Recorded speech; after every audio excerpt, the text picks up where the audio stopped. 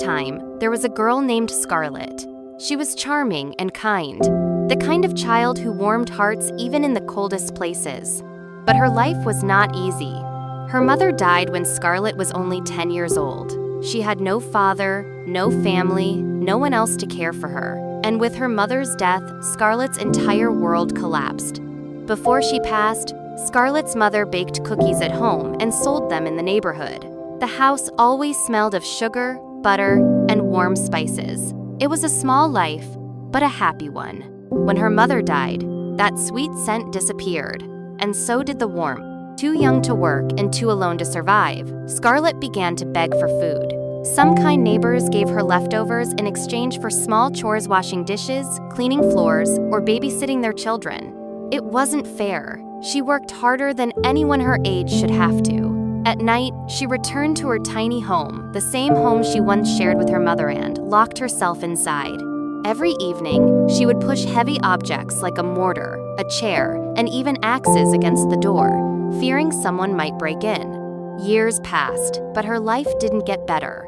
Scarlett was tired of being poor, tired of depending on others, tired of seeing people's faces twist in annoyance when she asked for food or pay.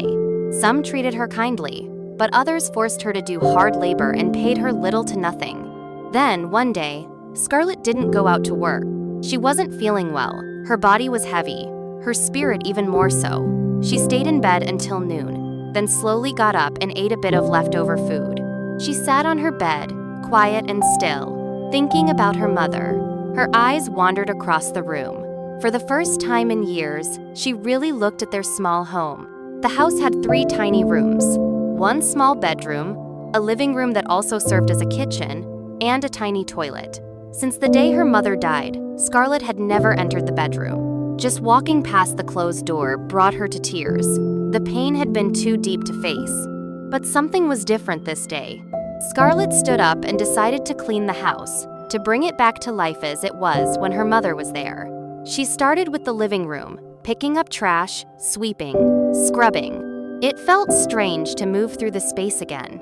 Dust covered every corner. The silence had grown thick. Eventually, she gathered her courage and opened the bedroom door.